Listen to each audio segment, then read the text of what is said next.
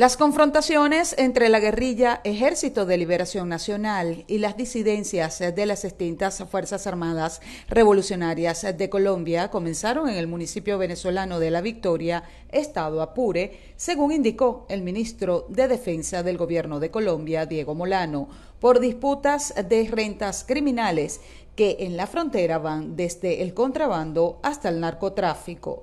Además, explicó que han sido identificados 15 cuerpos de los 24. 4 de ellos son de nacionalidad venezolana y 2 tienen antecedentes judiciales por porte ilegal de armas y secuestro.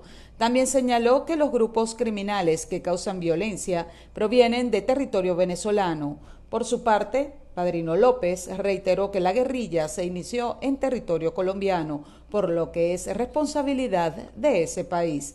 Padrino López aseguró que las Fuerzas Armadas ya se encuentran desplegadas en los municipios fronterizos con Arauca. Explicó que han elevado su nivel de alerta ante los acontecimientos al otro lado de la frontera. En este momento llegando 3.1 millones de vacunas adquiridas a través del mecanismo COVAX, con la ayuda de los compañeros de OPS y con las compañeras de UNICEF, fortaleciendo el plan de vacunación masiva y el refuerzo en Venezuela.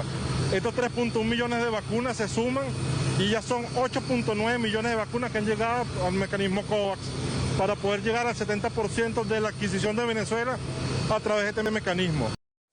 Gerardo Briceño, viceministro de Salud, fue el encargado en ofrecer la noticia, quien además hizo un llamado a la población para que acuda al proceso de vacunación en el cual se está inoculando las dosis de refuerzo desde el pasado lunes. El primer cargamento enviado por el mecanismo al país llegó el 7 de septiembre del 2021 con 693.600 dosis de fármacos de Sinovac. Una de las situaciones que más afectó a los caraqueños durante el 2021 fueron las constantes fallas en los servicios públicos. Según el Observatorio Venezolano de Conflictividad Social, se registraron más de 1000 protestas en rechazo por el colapso de los servicios básicos. Por eso hoy salimos a consultar la opinión de los ciudadanos sobre cuál es el servicio público que debe atender la administración de Nicolás Maduro en este 2022. Recoger la basura, después de Año Nuevo, mira cómo quedó todo esto feo, horrible. Recoger la basura y mantener todo limpio, ¿verdad que sí? Ese es el primero. Primero y principal, que el gobierno no atiende a ningún servicio público. Fíjese, yo tengo sin internet, pagándolo religiosamente, y el teléfono de CanTV, 9 meses. Y he ido a reclamar, no, que va a la cuadrilla otra vez. Resulta que la cuadrilla le pide a uno 50 y 100 dólares. ¿Ah? Entonces uno está indefenso ante esa situación. Sobre todo el agua y el teléfono CanTV. Lo más primordial, digo. En el Hidrocapital toda la gente anda sin agua, los niños no tienen cómo bañarse, no tienen cómo hacer comida, entonces yo prefiero Hidrocapital porque es más bien Hidrocapital porque así llega más agua y uno se puede bañar, lavar la ropa, planchar, bueno, todo bien. Servicio del metro. ¿Por qué? Ahorita vengo del valle, de aquí casi hora y media. Tren accidentado. El servicio es malo, pésimo. Los andenes ya no sirven. Ponen la mano y a muerte corta con los andenes. Ya eso no sirve. Lo primordial sería todos los servicios. Que donde yo vivo llega el agua cada 15 días. La basura, bueno, ni hablar del peluquín, infinidad de motores. La electricidad, bueno, más o menos, ese día apagón y otro día de bajo de luz y así estamos. Pienso para mí que debiera, pues, el presidente, el comandante, como le dicen, bueno, debiera meter en mano los servicios públicos. El agua, la luz, bueno, y para eso está. El Observatorio Venezolano de Servicios Públicos señaló en su último informe que al menos el 30% de los venezolanos encuestados en 12 ciudades principales reportaron que sufrieron una vez al día una interrupción en el servicio eléctrico en sus viviendas, mientras que el 65% rechazó la calidad del servicio de agua. Reportó desde Caracas, Venezuela, María Alejandra Silva. La responsable de emergencias de la OMS dijo que el aumento de las tasas de infección podría alargar la pandemia. Cuanto más se extienda Omicron, más se transmite y más se replica y más probabilidades se tiene de generar una nueva variante. Europa ha registrado más de 100 millones de casos de COVID desde el inicio de la pandemia y más de 5 millones de casos nuevos en la última semana del 2021. Explicó que se está viendo una fase peligrosa en el aumento de los contagios en Europa Occidental y el impacto total aún no está claro. Añadió que la crisis sanitaria del Reino Unido provocada por la falta de personal debido a la oleada de infecciones por Omicron podría repetirse en otros países europeos. Los copos de nieve cubrían con un manto blanco la ciudad y los monumentos y edificios más emblemáticos como el Capitolio y la Casa Blanca. Numerosos estadounidenses se reunieron sobre el National Mall, el gran parque que se extiende en el corazón de Washington, para una inmensa batalla de bolas de nieve. Pero los fuertes vientos acompañados de nevadas podrían causar inundaciones, advirtieron los servicios meteorológicos. Al menos 340,000 hogares estaban sin electricidad en Virginia y 67,000 en Maryland. En respuesta, el gobierno anunció por la mañana el cierre de los servicios federales en la ciudad de Washington, con lo que se canceló la rueda de prensa diaria de la Casa Blanca y la única votación del día prevista en el Senado, aplazada al martes. La ciudad de Washington también ordenó parar la circulación de autobuses y el cierre de los centros de test de COVID-19, así como la suspensión de la distribución de pruebas de detección rápidas. Muchos colegios también cerraron en la zona de Washington, Maryland y Virginia. Un zoológico de Chile comenzó a vacunar a algunos de sus animales contra el COVID-19. Entre los primeros estaban Sandai y Charlie, un orangután de Borneo y un tigre de Bengala, ambos en peligro de extinción. La iniciativa forma parte de un programa experimental único en América Latina. La idea efectivamente es proteger los animales, los más susceptibles de contraer el coronavirus y además al mismo tiempo hacer un seguimiento de si la vacuna genera la inmunidad y cuánto tiempo dura la inmunidad, muy parecido a los procesos que se hacen en medicina humana. En total, 10 animales recibieron el lunes su segunda dosis de la vacuna contra el COVID-19 en el marco de la campaña experimental de la institución tras una donación del laboratorio veterinario Zoetis. Según informes de varios zoológicos, varias especies de simios y de grandes felinos tienen más posibilidades de contagiarse. Tenemos a Sandai, un ejemplar único en Sudamérica, es el único orangután puro de Borneo con un potencial reproductivo y tan importante para la especie, que es ahí donde empezamos a poner foco en inmunizarlo y inmunizar además a los grandes felinos que sabemos que son propensos naturales a este problema. En el Windsor no se han reportado casos de animales infectados, pero en Estados Unidos ha habido casos de felinos y gorilas que dieron positivo al coronavirus. Esta vacuna, todavía en fase experimental, fue desarrollada únicamente para animales.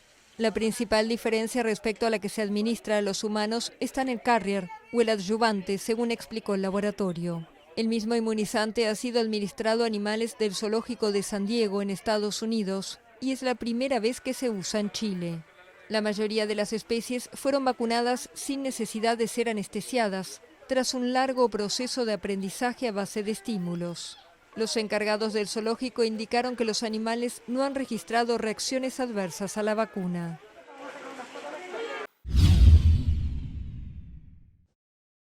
En la Asamblea Nacional Oficialista quedaron ratificados Jorge Rodríguez y María Iris Valera como presidenta y primera vicepresidenta respectivamente, en donde además Rodríguez enfatizó que para volver a la mesa de negociación en México se debe liberar a Alex Saab, quien es procesado por la justicia estadounidense. El parlamentario defendió que el acusado es un miembro de la delegación oficialista, por lo que es necesario que se ponga en libertad para poder continuar con el proceso. ¿Quieren diálogo? Basta de hipocresía. ¿Quieren diálogo? Liberen de inmediato a Alex Saab para que se incorpore a la mesa de diálogo con las oposiciones venezolanas.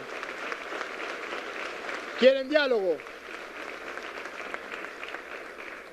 Detengan de robarse dineros que no le pertenecen y devuélvanle al pueblo de Venezuela el dinero que ustedes se robaron, los activos que se están robando, el oro de Inglaterra, Monómero, Citgo. Si quieren diálogo, pasen por reconocer que cometieron un gravísimo error y cometieron crímenes contra la República Bolivariana de Venezuela.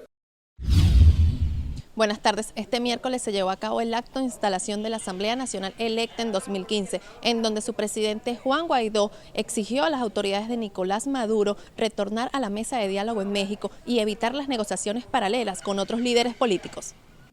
Y yo llamo hoy nuevamente a reiniciar de inmediato las conversaciones y la posibilidad de un acuerdo en México. La disposición absoluta de la plataforma unitaria,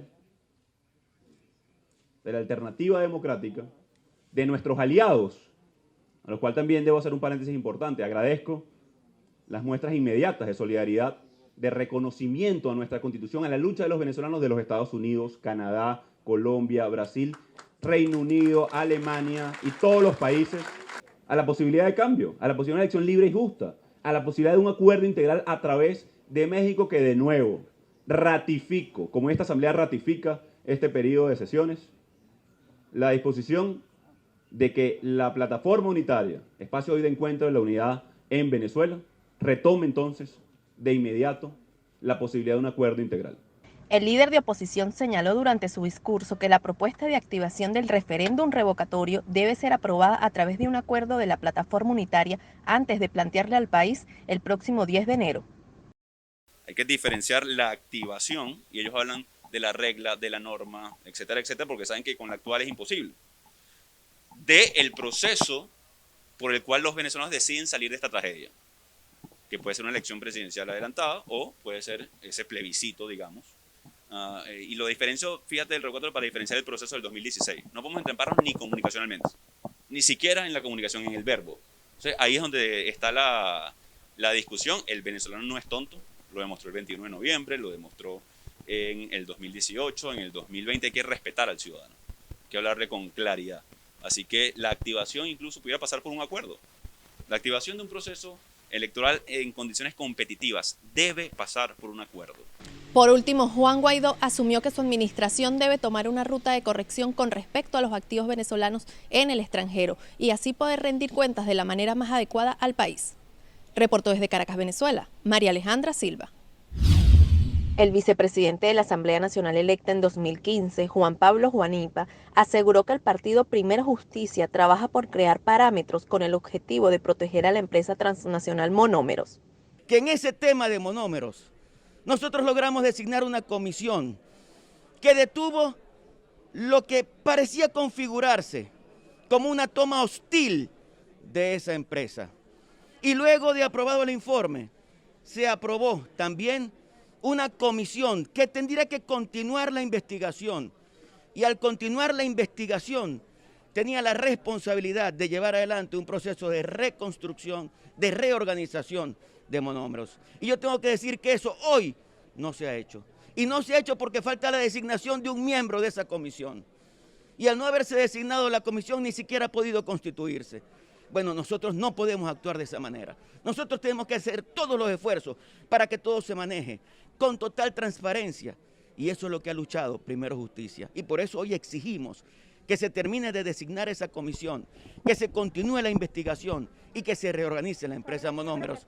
Huanipa señaló que la fracción del partido Acción Democrática no ha designado al último integrante de la comisión, por lo que esperan que suceda lo antes posible para que casos como el de Monómeros no se repitan. Los venezolanos que ingresaron a Chile por pasos habilitados antes de marzo del 2020 tienen que regularizar su estatus migratorio hasta el viernes, ya que vence el plazo de 180 días otorgados por el Departamento de Extranjería de ese país. El proceso es totalmente digital por el portal extranjería.gov.cl. Asobenchile recordó que los requerimientos para que los venezolanos puedan regularizarse en Chile son pasaporte vigente o vencido emitido en el año 2013 en adelante, certificado de antecedentes penales del país de origen vigente y apostillado, tarjeta de turismo o estampado de última visa. El trámite tiene un costo de $90 aproximadamente. Es importante destacar que los menores de edad no deben cancelar el costo del permiso ni necesitarán los antecedentes penales. Asobenchile informa que, una vez hecha la solicitud, el Departamento de Extranjería y Migración verificará los documentos entregados por los y las solicitantes. De manera interna, comprobará que no tengan antecedentes penales en Chile. El gobierno de Perú indicó que el país enfrenta la tercera ola de COVID-19. Durante el mes de diciembre, comparando las semanas epidemiológicas 49 y 52, los casos de COVID-19 se duplicaron en Lima metropolitana y se incrementaron en más del 50% a nivel nacional. La nueva ola es atribuida a la variante Omicron del virus. El gobierno anunció que fortalecerá el primer nivel de atención hospitalaria y que se implementarán puntos de diagnóstico COVID para enfrentar el nuevo incremento de casos. El ministro añadió que estudian aplicar además nuevas restricciones, como la reducción de aforos y medidas focalizadas en cada región del país. Con 33 millones de habitantes, Perú es el país que ha registrado la mayor tasa de mortalidad por COVID-19 en el mundo, 6.122 por millón de habitantes, según un balance de la France Press basado en cifras oficiales. En un comunicado conjunto de ambas empresas explicaron que este acuerdo incluye la investigación, desarrollo y comercialización de la vacuna. Además, se especifica que las pruebas clínicas comenzarían en el segundo semestre del 2022. Los adultos mayores de 50 años, así como los grupos de población considerados vulnerables, como los pacientes con cáncer, tienen mayor riesgo de infectarse con zóster, por lo que el objetivo de las farmacéuticas es desarrollar una vacuna de ARN con un perfil de seguridad positivo y de alta eficacia. La colaboración entre el gigante farmacéutico estadounidense y el especialista alemán en biotecnología comenzó en 2018 con un proyecto de vacuna contra la gripe. Este programa fue reemplazado en 2020 a causa de la aparición del coronavirus, lo que llevó a ambos laboratorios a desarrollar en tiempo récord la primera vacuna de ARN mensajero aprobada contra la COVID-19. La tecnología del ARN mensajero hasta ahora no ha sido aplicada contra otros virus, pero es considerada como muy prometedora en el combate contra muchas enfermedades. Actualmente se desarrollan varios proyectos de vacunas de ARN mensajero, no solo contra la gripe, sino también para combatir el VIH. Durante el mes de diciembre se sumaron unos 807,000 trabajadores, según informó la compañía especializada ADP. Se trata de un gran repunte respecto a noviembre, cuando se crearon 505,000 puestos de trabajo y casi el doble del aumento que esperaban los economistas. Los datos de ADP se conocen 2 días antes de que el gobierno publique sus estadísticas de empleo, aunque las cifras de la compañía pueden estar muy lejos de las oficiales. Los economistas proyectan que el informe estatal mostrará que la economía de Estados Unidos agregó 440,000 puestos de trabajo en el último mes del año, casi el doble del decepcionante resultado de noviembre. ADP dijo que las empresas de servicios, incluidos los restaurantes y hoteles, que fueron los más afectados por la pandemia, contrataron a 669,000 trabajadores el mes pasado, mientras que las empresas productoras de bienes se limitaron a 138,000.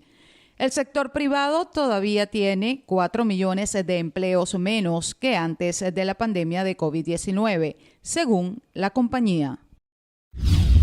Entre los fallecidos se encuentran 7 menores, según explicó Craig Murphy, comisionario adjunto de los bomberos de la ciudad.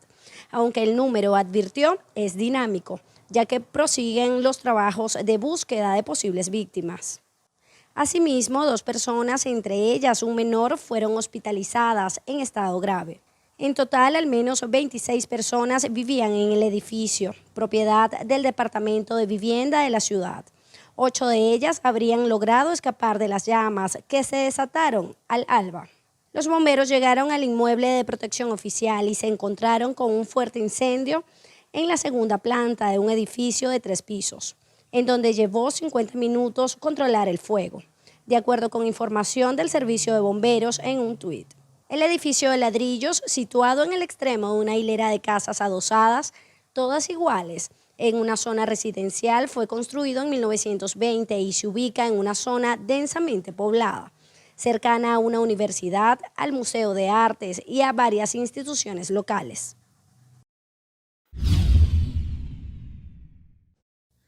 Se habilitaron 543 centros de votación y 961 mesas para los comicios regionales del próximo 9 de enero, informó Picón en su cuenta en Twitter. También destacó que fueron instalados o reparados 16 transformadores eléctricos en varios municipios de Barinas.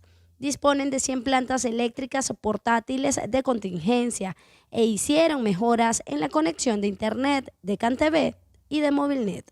El rector del CNE agregó que cuentan con 54 centros de contingencia, de máquinas, una para cada parroquia. Señaló que el sistema de testigos será habilitado el sábado y añadió que fueron reubicados 2 centros de votación en espacios más adecuados, en las mismas comunidades, según Picón. El candidato opositor Sergio Garrido aseguró que Barinas se levantó, cansados de las malas gestiones, el abandono y el desinterés del gobierno central y estatal, apuntó en Twitter. Mientras el candidato del PCV, Jorge Arriaza, aseguró que Barinas lo ha adoptado como un hijo y están dando una nueva lucha por la alegría, la dignidad y el futuro. La abogada defensora de los derechos humanos, Ana Leonora Costa, aseguró que el Ministerio Público está en la obligación de abrir una investigación a Diosdado Cabello por las amenazas contra dirigentes opositores hechas la noche del miércoles. El Ministerio Público debería abrir una investigación por este tipo de amenazas en contra de dirigentes de la oposición. Debería hacerlo de oficio, sin ningún tipo de denuncia, ya que en este caso lo que vemos es que se pretende amedrentar, amenazar a dirigentes políticos y no sabemos además en qué momento estas amenazas se cumplen y vemos nuevamente vulnerados los derechos del ejercicio de las libertades de los venezolanos sin ningún tipo de control por aquellos organismos que deben resguardar a los venezolanos. Nosotros desde el año 2017 estamos señalando que en Venezuela se ha institucionalizado la tortura con la complicidad de las instituciones y cuando hablamos de las instituciones estamos hablando del Poder Judicial, estamos hablando del Ministerio Público, estamos hablando de la Defensoría del Pueblo, que no actúan a favor de los venezolanos. Y en acciones como las que vimos anoche, estos organismos deberían iniciar acciones y hacer investigaciones, como se ha realizado en otros casos, que no tienen que ver con hechos políticos para garantizar los derechos de los ejercicios de las libertades de los venezolanos. Acosta señaló que durante el 2021 empeoró la persecución sistemática de líderes opositores, actores de la sociedad civil y defensores de derechos humanos, por lo cual presentaron las denuncias ante los organismos internacionales. Los abogados defensores y familiares del teniente coronel Igber Marín Chaparro, detenido en 2018 y quien se encuentra en huelga de hambre desde hace 17 días, pidieron a las autoridades de Nicolás Maduro permitir el ingreso de representantes de organismos internacionales que puedan verificar el estado de salud del militar. Luego de 17 días de huelga de hambre del capitán Igber Marín Chaparro, podemos afirmar que al día de hoy no se han oído ninguna de sus peticiones. Ha habido un silencio institucional con respecto a esta situación. Entendemos o tenemos conocimiento que ha sido evaluado por personal médico, por psicólogos. En la mañana de hoy inclusive se le está realizando un reconocimiento a un médico forense por parte del Ministerio Público. Sin embargo, desconocemos el resultado del mismo. Lo más preocupante es el silencio que ha habido en torno a las instituciones, la falta de autorización del gobierno nacional a diferentes instancias internacionales para que puedan visitar al teniente coronel Marín Chaparro en su sitio de reclusión. El padre de Marín Chaparro detalló que la última vez que conversó vía telefónica con su hijo fue el pasado 31 de diciembre, en donde éste le aseguró que se mantendría firme en su decisión hasta que la voz de los presos políticos sea escuchada por las autoridades nacionales y los organismos internacionales. El 31, que se siente bien, que no nos preocupemos, pero es una manera de tranquilizar a los padres. Simplemente, pero su voz se sentía fuerte. Él tiene mucho entusiasmo en que la lucha por la libertad de los presos políticos se continúe, y él lo está haciendo no solo a petición de él está haciendo esto por todos los presos políticos injustamente detenidos en los diferentes centros de reclusión del país. La organización no gubernamental Coalición por los Derechos Humanos y la Democracia informó durante la tarde del jueves que Marín Chaparro levantó la huelga de hambre tras recibir la visita de los representantes de la oficina de la Alta Comisionada para los Derechos Humanos de la ONU, Michelle Bachelet. Por último, el abogado Alfonso Medina Roa informó que este jueves denunciaron el caso del teniente coronel ante la Relatoría de Torturas y el Grupo de Trabajo de Detenciones Arbitrarias de la Organización de Naciones Unidas. Reportó desde Caracas, Venezuela, María Alejandra Silva. Para el sector del transporte, los 2 años de pandemia han sido una sucesión de incertidumbres, esperanzas de recuperación, restricciones y cancelaciones de viajes. Con la imposición de ciertas normas como la obligatoriedad de llevar mascarillas, se han podido retomar la mayoría de los desplazamientos. Pero las compañías de transporte han perdido miles de millones de dólares y no se espera que se recupere la normalidad en los trenes y los aviones antes de 2024. Las que mejor resistieron fueron las líneas domésticas o interregionales, con 79% del tráfico, con respecto al periodo prepandemia, frente a 34% de los vuelos intercontinentales. Además, el COVID-19 y los respectivos confinamientos y cierres de negocio han acelerado el desarrollo del comercio en línea. La empresa eMarketer estima que la mayoría de productos y servicios adquiridos por Internet pasó de 13,6% en 2019 al 18% de las ventas totales en el mundo, con un valor de 4,3 billones de dólares. La crisis de la COVID-19 ha revolucionado nuestra forma de trabajar, generalizando el teletrabajo, aunque de forma desigual entre los países ricos y el resto del mundo. Según las previsiones de la empresa de investigación Gartner, a finales de 2021, los teletrabajadores representaban el 32% de todos los empleados del mundo, cuando solo eran 17% en 2019. Para la UNESCO, el trastorno que la pandemia de COVID-19 provocó a nivel mundial ha significado la peor crisis educativa de la historia. Ante la pandemia, la mayoría de los países cerraron durante más o menos tiempo sus colegios y centros de educación superior. La pandemia de coronavirus tendrá efectos a largo plazo en la seguridad alimentaria mundial, después de haber provocado en 2020 una explosión del número de personas en situación de hambruna, señalaba la agencia especializada de la ONU, la FAO. Por primera vez en nuestra historia, un presidente no solamente perdió las elecciones, sino que trató de evitar la transferencia pacífica del poder cuando una turba violenta penetró el Capitolio. Pero fracasaron. Y en este día de recordación tenemos que asegurarnos que un ataque como ese jamás se llegue a repetir. La insurrección ha originado la investigación más grande para el FBI, con más de 700 arrestados, 2 juicios a Donald Trump, condena a sus aliados Mark Meadows y Steve Bannon por desacato penal, por negarse a cooperar en la investigación. y la Cámara de Estados Unidos continúa indagando los sucesos. Recordar que el ataque en la ciudad de Washington al Capitolio el 6 de enero de 2021 fue hecho por los partidarios republicanos de Trump, donde murieron 5 personas y miles resultaron heridos. Decenas de manifestantes murieron a manos de la policía y más de 1000 resultaron heridos en las protestas de los últimos días en Kazajistán, según las autoridades. Además, 13 miembros de las fuerzas de seguridad murieron, 2 de los cuales fueron encontrados decapitados y unos 350 resultaron heridos, según la televisión estatal. Agencias rusas informaron a su vez de más de 2000 detenidos.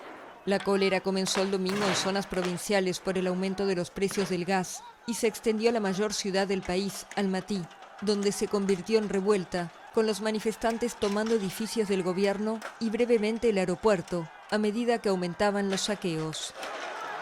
Ante el caos, la vecina Rusia y sus aliados de la Organización del Tratado de Seguridad Colectiva anunciaron el jueves el envío a Kazajistán del primer contingente de una fuerza colectiva de mantenimiento de la paz, a petición del gobierno del país centroasiático. El contingente tendrá la misión de proteger las instalaciones estatales y militares y ayudar a las fuerzas del orden kazajas a restablecer el Estado de Derecho. El país está desde el miércoles en estado de emergencia con toque de queda nocturno. El Banco Central anunció la suspensión del trabajo de todas las instituciones financieras del país e Internet no funciona. Y los aeropuertos de Almatý, de las ciudades de Aktobe y Aktau y de la capital, Nur-Sultán, no estaban operativos tras la cancelación de los vuelos el día anterior. El jueves el gobierno anunció que impondrá un límite durante 6 meses a los precios de venta de los carburantes para estabilizar la situación socioeconómica. Kazajistán es la mayor de las 5 antiguas repúblicas soviéticas de Asia Central y la mayor economía de la región. Es además de crucial importancia económica y geopolítica para Rusia. Francia y Reino Unido pidieron el jueves moderación a todas las partes y una solución pacífica a la crisis en el país.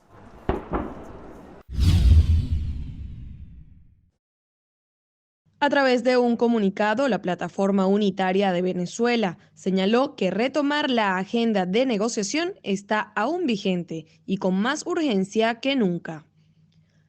También expresaron que la administración de Nicolás Maduro suspendió desde octubre las negociaciones, autoponiendo la defensa sobre una sola persona de los más altos intereses nacionales en referencia a la liberación de Alex Saab, exigida por el oficialismo. Agregaron que la agenda contempla una reforma al sistema de justicia del país, por lo que reiteran que dicho proceso no puede ser adelantado de forma unilateral porque no solucionará la crisis de fondo. Además, la Plataforma Unitaria de Venezuela alerta a la comunidad internacional una escalada en el discurso de odio y las amenazas por parte de la administración de Nicolás Maduro a la dirigencia de la Alternativa Democrática, según reza el comunicado. La Secretaría de Gobernación informó que de enero a septiembre del 2021 aumentó más del 1000% el tránsito irregular proveniente de Venezuela y más de un tercio tenía como objetivo cruzar a Estados Unidos. También destacaron el incremento en declaraciones falsas sobre sus motivos de viaje, la diversificación de rutas de tránsito y la identificación de algunos delitos asociados a la movilidad internacional, como la trata de personas y el tráfico de migrantes. México destacó que trabajará con el gobierno de Venezuela para en su momento suprimir el requisito de visa. Por su parte, Amnistía Internacional pidió al gobierno reconsiderar esta medida en un comunicado en diciembre, donde aseguran que la imposición de visas de ingreso podría poner en riesgo el derecho a solicitar asilo de personas venezolanas.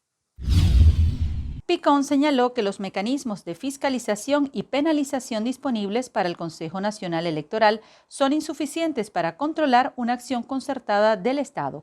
En su cuenta en Twitter detalló las infracciones cometidas por el oficialismo durante la campaña electoral a gobernador, como el despliegue de altos funcionarios del Estado, el uso de instalaciones y edificios públicos para actos de campaña y acopio y almacenamiento de bienes a distribuir durante la campaña.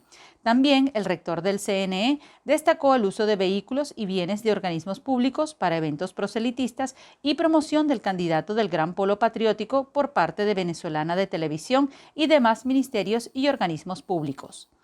El candidato de la oposición, Sergio Garrido, cerró su campaña en el municipio Bolívar con una caminata y más temprano recorrió varios municipios de la entidad acompañado por otros dirigentes políticos. Por su parte, el candidato oficialista, Jorge Arreaza, hizo un acto de cierre acompañado por los hijos de Chávez y los hijos del exalcalde Aníbal Chávez.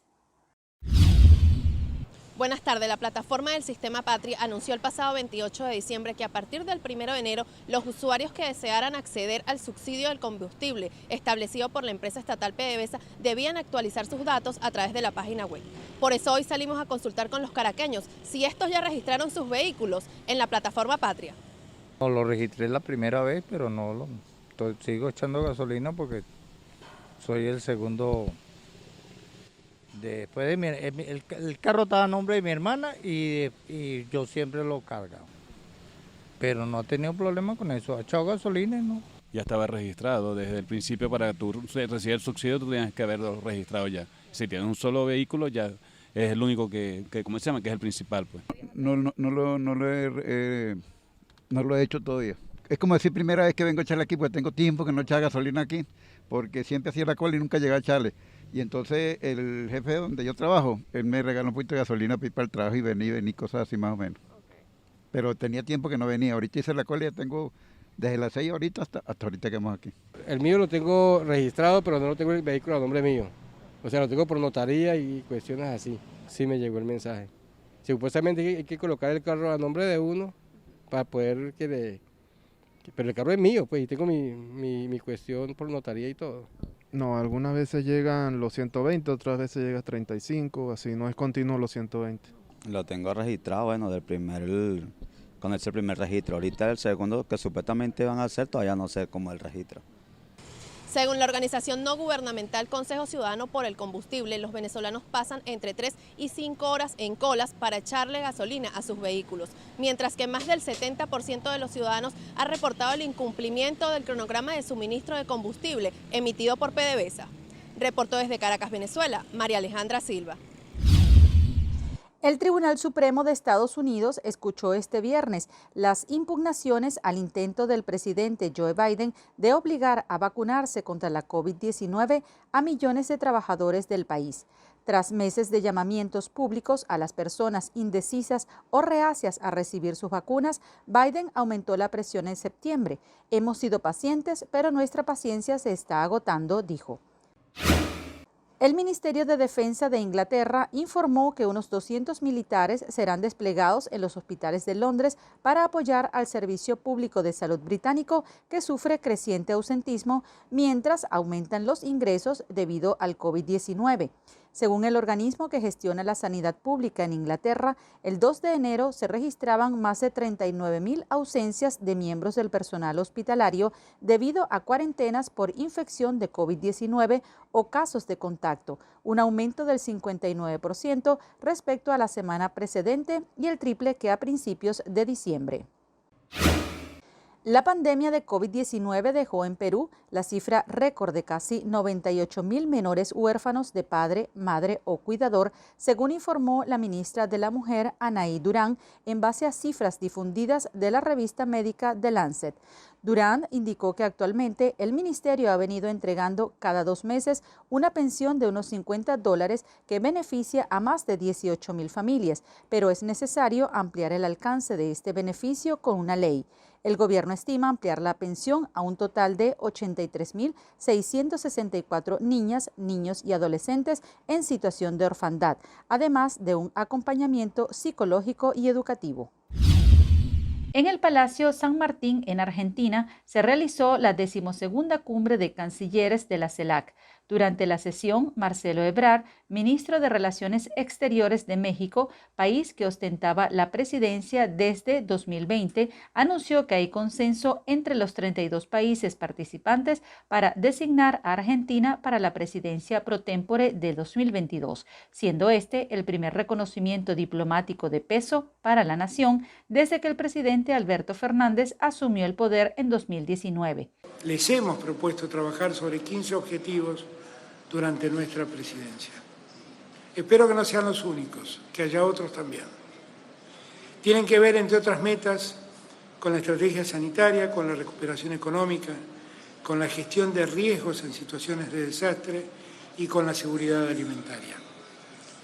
También incluyen la cooperación aeroespacial y la ciencia y la tecnología aplicadas a la innovación social.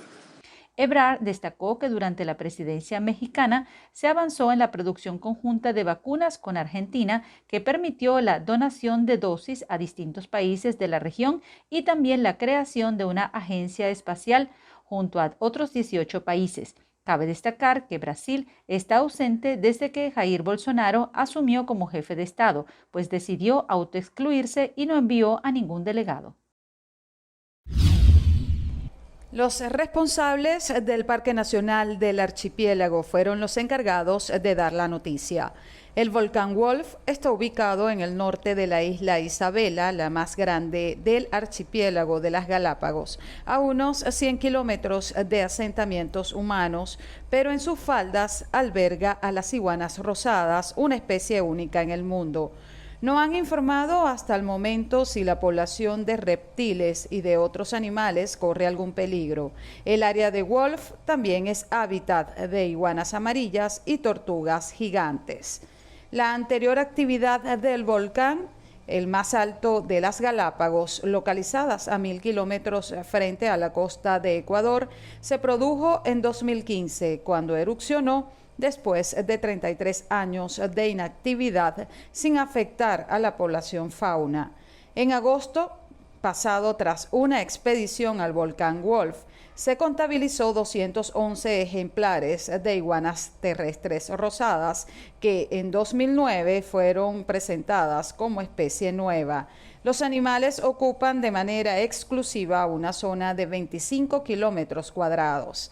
Las Islas Galápagos, que toman el nombre de sus tortugas gigantes, fueron el laboratorio natural del científico inglés Charles Darwin para su teoría sobre la evolución de las especies en el siglo XIX.